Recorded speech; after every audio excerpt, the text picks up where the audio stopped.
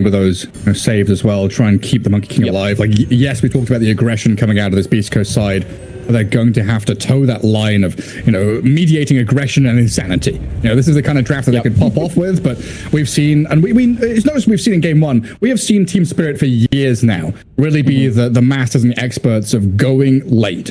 And against a team like Beast Coast, who've shown in game one that they want to play early, this could be a struggle for them. But we'll find out. Maybe this Monkey King got some tricks up his sleeve and can pull out a big victory in that mid lane against Lyle Storm.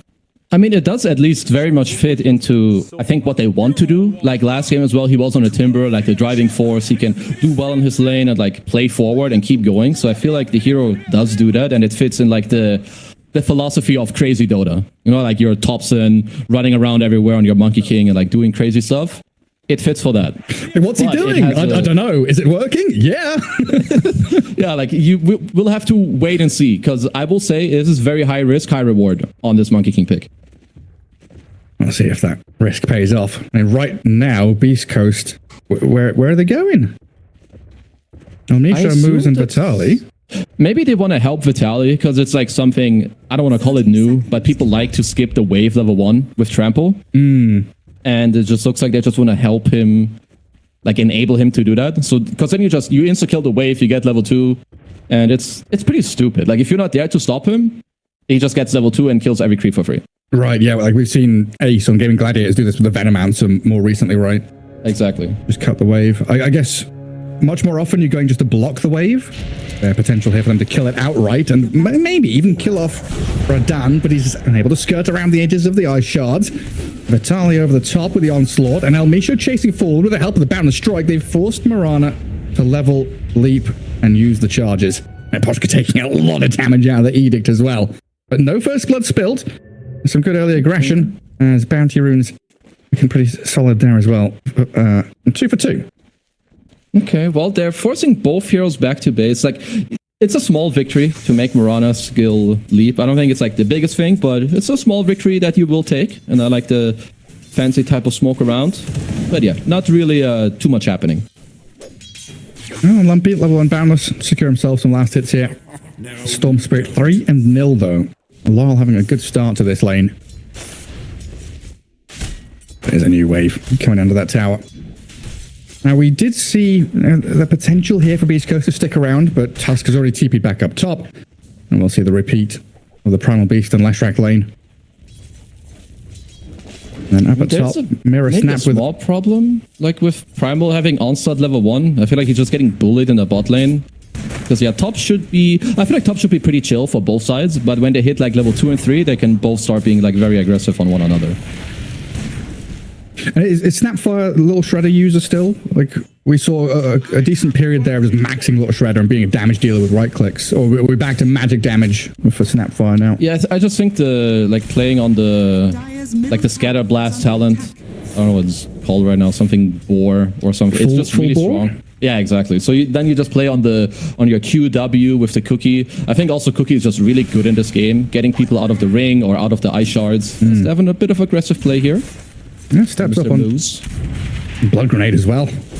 Look at that full bore with the Torrent over the top. Moose, a couple more hits would have finished him off, but he had that Fairy Fire. Buys himself a bit of safety. That was very nicely played. Like they just kind of let him go, and then you get the Blood Grenade, Torrent, like everything just high range. He does survive, but has to pay the price with a bit of a Fairy Fire, more regen. Put on a leash a little bit. Stunned down bottom with the Edict. And Poshka, he's seen this story before. This guy's good. He's coming in, good. Trying to trade. Has he got another leap? Another hit from the arrow. Not quite enough to take down the Lash. 2 games in a row, he finds a way. And I will say that perhaps this time around with Poshka, maybe he didn't expect it. Because that arrow actually nearly hit him. Last time around, he didn't skill stun level 2 on Lash, but this time he did. Allows him to get the kill. So Elmisha again with a very nice early performance. Yeah, incredible stuff. Finding something out of nothing. And Primal Beast feeling pretty good about that as well. Getting some decent last hits in. But they've not really stopped the Mirana from farming. And Radan's still up there near the top alongside the Kunkka. Collapse. 15 last hits for him. Undisturbed in this top lane. As Moo's going to snowball dodge the Cookie play. Grab that Lotus. Well, some fancy stuff happening. Getting the Lotus there. That was like the only way for him to do it. Dodge the stun and stun the snap to get it. So nicely done. I also like that Lumpy has an early magic wand. Like what's really nice in some of these lanes where you're not threatened early, but later is to like stack up these charges so that when the enemy team brings heroes mid, that you're just ready to like fight back into it. Lol, of course, always on his toes against the Monkey King.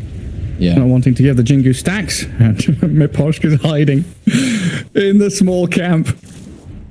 Don't want to get tagged by that diabolic edict. I mean, at least as long as your Toro is free farming for Spirit, they don't really mind too much. I mean, obviously you don't want to like hand a lot of net worth into the Slash. But for now, they should be happy with what's going on in the bot lane. Radiant's courier has been killed. Yeah, like it used to be as a POS 5, like an Undying or Omni Knight, it was fine to die and like trade your life for resources. But now if that life means, you know, a Bassi or Arcane Boots or whatever for Lesh, it's just like, nah. Yeah, you definitely have to be careful with that, as it looks like they want to go for some creep cutting shenanigans now. I don't really mind it because we already talked about the fact that Yatoro's kind of free farming anyway. Now you're in a better position, Mr. Top Lane. Pike taking a lot of damage. Oh man, so he salved just enough to survive it? Yeah, wow. That was a lose-lose situation. Yeah. Like, you don't salve, you die. I mean, this was probably actually worse because now you lived, but you can't lane anyway and you lost your salve. And now you're stuck on 1 HP under tower, and Moose is dying regardless of this. I mean, he's got Snowball, he's got Shards. He's not going to get the kill on Mirror, and look at this, lining up the Scatter Blast. Where are you? Come back here. Die to collapse. And Kunkka having a great time in this top lane. Team Spirit really turning things around. And this is just why the small things like matter so much. Of course, we haven't seen the top lane like in depth, but what happened just now, I don't think it's supposed to happen in this lane. Like there's some small outplays going on with like trading, the way they're using resources, because yeah, this top lane is getting a little bit out of hand right now. Yeah, with every passing minute, there's that damage from the full bore Scatter Blast. Pike is still skirting the edges of this top lane, not really wanting to get too heavily involved. But it's like with every passing minute, there's more and more pressure on the Monkey King, right? Yeah. I mean, because I would actually love right now, like maybe one thing you can do is you leave your Primal one-on-one bottom, like maybe you free up El Misho to move around the map. I mean, for now it looks like they're trying to pressure Mr. Radan in the bot lane. Has another leap. Yeah, he gets over the trees. And Vitali, he's going to slowly try and chase this one down. El Misho is being met by Miposhka. It looks like Radan should eventually die. 30 seconds on the leap charge is not going to have any chance of survival. Right, nicely done. I was not too sure if they could get this kill, but I think Miposhka was getting ready to like move middle and help on the runes. I will say that hold up, I can't say anything because Pike is dead. You said that perfectly fine. Yeah, but Lumpy, take it over, Gary B. Oh, he's hasted. The hasted Monkey King. Yeah. Oh, he's self-juked. The torrent after the Scatter Blast. Oh no, he's being kited so hard. He should still get this kill though. He actually had to place a ward. Oh man. And now they're trying to dive onto the tower, onto Mira. Moose is here with a snowball and a good connection from Beast Coast. Step up the pace and get the Monkey King unlocked. Enabling Lumpy to get a double kill. So important for them. Alright, very big. Also, they should wait around for the Wisdom Rune. It's in 10 seconds. Because, yeah, I wanted to point out the mid lane. I know Storm is supposed to lose, but I'm not sure it's supposed to be this bad. So, Lumpy putting on a pretty good show for us right now. Collapse. Yeah, he's trying to nice try. Nice try, kiddo. Not this time. That's big, though. Like, he just kind of completely offset this early game with one move on the Monkey King. He does well in the mid lane, as he should. Goes top, gets a double, and steals the Wisdom Rune. And all of a sudden, it's like a sigh of relief, right? All that weight lifted off your shoulders. Yeah. It's starting to look a bit doom and gloom for them. Now, a 1k lead for Beast Coast. Definitely relieving the pressure off of that top lane, at least for now. But is this a lane that Beast Coast want to... Oh, hang on a second. Bottom Miposhka in trouble again. Vitali and El Misho just slaughtering the Omni Knight. I mean, I said the same thing in game 1. If I'm looking for two heroes that deal the most damage with like their combined levels, I'm not sure I can find a better combo than Lesh Primal. Yeah, I mean, I struggle to find one like Gyrocopter, Rocket Barrage, but I don't know. Five Rocket Barrages. I don't even know about that one. Okay, so they're going for a smoke. They do have Arcane Rune as well on Laurel. Yeah, this is just annoying for Lina, because even if you're winning your lane, or like even if you're free farming, right now like Storm being off the map is just very annoying for you. He has to full dodge. Smoke broke. Right, that's what I wanted to ask you before we got that action bottom. Is like they got some kills top. The Monkey King, you know, relieved the pressure, but then the pressure comes straight back. I was going to ask, is top lane even laneable anymore for Beast Coast? And looking at the map, and they say no. Yeah, I think they're doing the right thing by not going top and just trying to bring it anywhere else. This is good. Yeah, dive bottom, get a kill. Mirana leaps in, nearly takes down the Lash. A good pop of the wand or Lotus, whatever that was, to keep El Misho alive. Moves, snowballs, buys a bit of time. Monkey King is in here as well, and you're right, Law has got like 200 mana left. He's even less than that. Pops the wand, tries to get across the cliffs and saves him. Oh my god, Collapse just came in and saved the Storm Spirit with everything in his toolkit. Damn, that was pretty nice. I will say that this Arcane Rune kind of saved the day, but obviously that's the reason why they make that play. Because here, Laro goes in, literally has like no mana, and there's 4 heroes on him, but few stick charges, 1 little bottle charge, and he can keep zipping around. Just that's a really high skill rotation from Spirit. Yeah, just heroes out of the woodwork.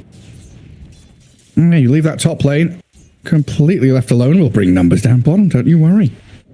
Because I really like this move from Beast Coast, like, initially, where instead of defensively responding to what Spirit are doing, just try to be the ones who are making, like, to be the ones making the move first. Mr. Lumpy. Radiant's top tower is under attack. He's hungry. Hungry Lumpy. Wants a bit of conquer. I love his name. I'm with you. It was just too good. Lina just found 3 bounty runes in the jungle. Yeah. He was letting them fester. No. Jenkins. No. Ah, you actually... Yeah, I was debating, should I say Jenkins loves saying that, or I didn't have to. See, I appreciate you, Gary. Yeah. I put up with a lot of Jenkins festering on buses at LAN events. Yeah, please don't tell us more. You can stop. But I still think my favorite one is... Okay. Well, it was the Animager, right? One of my first like big LAN events, and he just carried a loaf of bread around with him. Handing it to people. Can you remind me who asked? Oh, I'm sorry. Sorry, I'm kidding. I'm kidding. All right, back to the game. Anyway, reminiscing about my favorite Dota talent, Jenkins.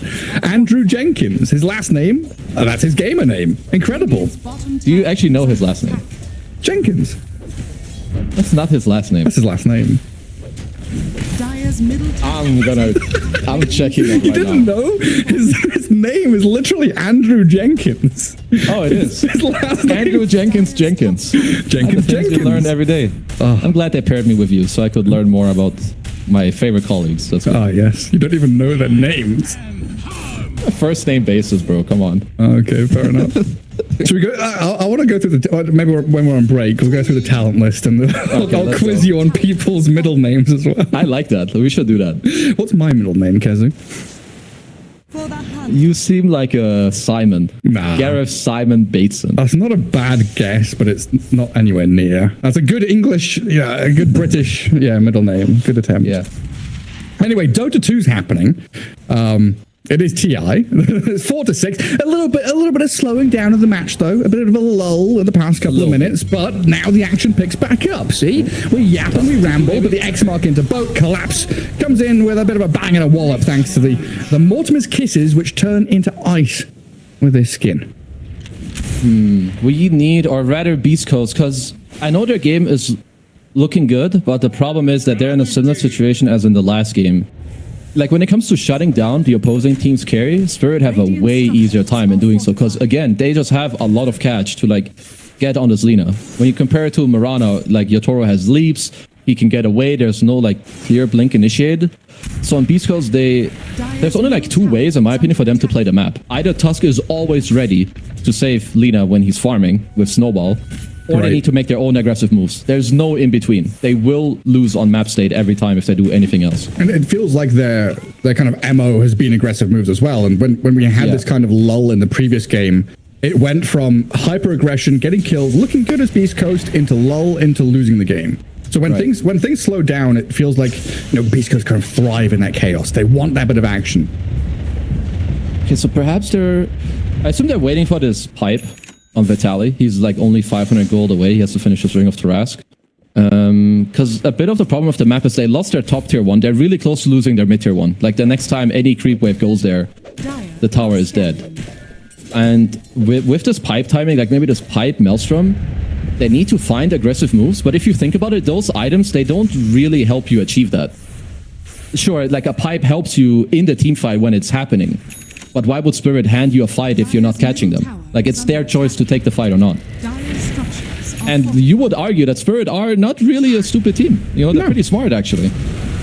Yeah, I mean, Collapse is up here, soaking up a lot of damage, even thinking about turning, like 1v3, fighting back with his Blade Mail. He does have to spend the boat. Oh, lol. Yeah, finger on the trigger there, gets away from Moose and Vitali, who was stepping up in the mid lane.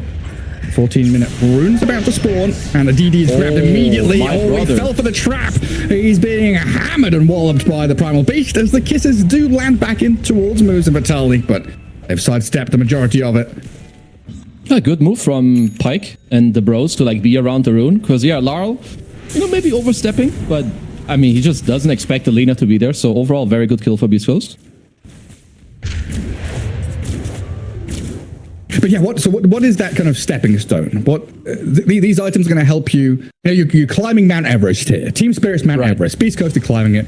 You don't have a base camp. You don't have that initial kind of move up the mountain, but you have your oxygen pack. You have, you know, your climbing gear and shit. What's that first move? Like, do they need a blink? Do they need Tusk to have something? What's the deal? You can make moves. You need to be creative, because again, when you don't have catch, going from the front just means the enemy team has choice if they take the fight or not. They need to like smoke around or try to bait something like what they're doing now. Like those are like their, because you have the pipe, you want to use it, right? You want to find a way to force them to fight you. Can we keep this in the analogy of the Mount Everest climbing? I'm sorry, I'm not able to do that. They need to be creative and just get a helicopter and fly up the mount. Yeah, I think they need to call Jeff Bezos, actually. Give him one of his, or Taylor Swift for a private jet, maybe. Private jet, get up there. Because right now, Team Spirit are just very, very challenging opponent. Stepping into that top jungle, holding out the mid lane. They've killed off the tower. This map is getting small for beastcoast. Something else that could happen for beastcoast, because they have a better Roche lineup than like last time. You have Tusk with max tag team. Like maybe in like 2-3 minutes, they can find a way to smoke into the top side and like get a Roche kill. At least for now, they've kind of found Collapse. Yeah, it's a good kill. Yeah, stunned him down. Killed inside the Wukong's command. Should relinquish control of that top jungle and maybe give a bit of space to beastcoast to press into the mid-tier 1 at the very least. But Lyle has other ideas. Aggression onto El Misha. Omni Knight behind him gives the Storm a lot of freedom to do what he wants, and apparently that is to run away. Is under attack. Okay, he's gonna be fine. Also, his name is El Misho, not El Misha. Misha's not actually here. But it's good. We have good names in this game. That's one thing I appreciate. I don't know about Radon. I will continue to call him Yatoro, if that's okay with you, Gary G. Yeah, well, I refuse to call it Amplify Damage Rune. I still say Double Damage Rune. So, but that's factually incorrect. Then you're lying to the viewers. No, I don't believe I am. Maybe we should just keep making Shrek analogies. El Misho can still walk into Team Spirit's into Shrek, into the swamp, into offer them to make waffles. I think that's a good move. Ah, yes. I love a good waffle. Yeah. Let's keep waffling on, Gary. What do we got next? Well, we've got Gleipnir for the Lina. And BKB is queued up next. So Pyke looking pretty ready to make a move, and a lot of scribbling on the map here. Beastcoast trying to connect down to... Oh, Lumpy has no mana, though. Yeah. I'm trying to connect into this Monkey King, but it looks like Team Spirit just have this read, right? They push that one wave, they don't go for another one. They go the dire scan, trying to figure out what's going on. There's also a bit of dire vision in that bottom jungle. As the rest of Spirit, they're coming through the gate. Mirror a bit late on this, yeah. First point of contact on the Snapfire. Mirror going to get slapped around a bit. Team Spirit wrapping in behind the Monkey King, though, and finding... Snowball save. Buy some time. X-Mark comes out of Collapse, trying to catch the Lina. Pyke, can they defend the Monkey King with the Wukong's command, trying to fight back into Team Spirit here? Lol just zips in and blows up moves. Pyke turns the Laguna Blade, but Radon so tanky with the back of the Omni Knight. They've got so much sustain, dodging the stun, and now turning onto the Primal Beast to claim his life. Very scrappy fight, actually. I really liked how the story for beastcoast. They had this aggressive board. Let's collapse. Yeah. That's defined. A little shield rune for El Micho. Take over. Oh, sorry, I thought you were... El Micho. Yes, not El Misha. There we go, I he's dead. just made sure, you know, Perished. that, when you take over, you do it properly. You know? Deceased. I help my caster, you know. Ceased to Usually what I exist. fight it. Unalived. No longer present. You got any more? 6 feet under. You did use 6 feet. Wait, that was game 1, I think, already. That was earlier on. Yeah, I'm sorry. I'm repeating myself a little bit. That's all right. That is like the nightmare of play-by-play casters. Like, we legitimately ask any play-by-play caster, we have nightmares about repeating the same phrase. When we hear ourselves do it, we internal, like, heavy cringe. So thanks for calling it out. I will. You only did it 2 times, so I think that's already good. I don't think you've said anything more than twice, other than maybe Shrek or Donkey. Radiant's middle tower. Dragon. I can't use the word dragon anymore. Okay, let me see. I mean, the fight was at least like there wasn't like it didn't swing too much. I mean, it was good for Spirit, but overall, like if I look at what beastcoast want to do, I think they're still queuing up like a double BKB on their Primal and Lina, and at least this time around, if you do get BKB, you are gonna be doing a lot better because there's not as much that can stand its ground against you. There's no Slardar, no DK. Like Kunkka hates BKB, Storm doesn't deal the most damage into it either. So I think at least this time around, these item timings will do a lot more for Pyke on the Lina. Yeah, solves a lot more problems. And also the kind of shift up for the Primal Beast as well. I think I saw him. You said the Aghanim Scepter in game 1 wasn't really it was doing not the it one for you. Yeah. But here he's just going all out auras, which was kind of what I mentioned at the end of the game, right? Thinking about heroes that can buy auras, and he says, nah, I don't care. I'm going to buy the Pipe of the Crimson on this guy. Yeah, no, this is, I think, definitely correct. Like, also this time around, I think Crimson also kind of makes more sense. Like, the damage Spirit have is actually very slow. Like, Mirana hits like 20 times with Solar Flare, and there's a boat flying around and kisses. So overall, like, Pipe Crimson it would be very problematic for Spirit to fight into it. Super totally smoke breaks. Lol, he reacts just fast enough. Ball lightning off to the left, and away he goes. Looks like the smoke going to come to nothing in the end. Twin gate used, or a TP out from Mira. The rest of them have retreated. They will have to look, though, in terms of how beastcoast want to play the map, because I will say that some of the items that Spirit are getting right now is going to make it harder again to catch them. Like, you're getting a Manta on Yotoro, which means the Gleipnirs won't get him killed. You already have Storm, who's very elusive, so they will once more have to think about, like, ooh, hold on, Pyke. Yeah, on this show, being focused by Imposter and Mira. Pyke dead to Radan. Lol. And gets right on top of him as the snowball didn't quite come out in time. So Moo's also going to die. A double kill for the Mirana, and it looks like it's going to be even more as Lol zips over the top of El Micho and takes down a third. Wait, hang on. Lumpy? It's not over. It's a fourth?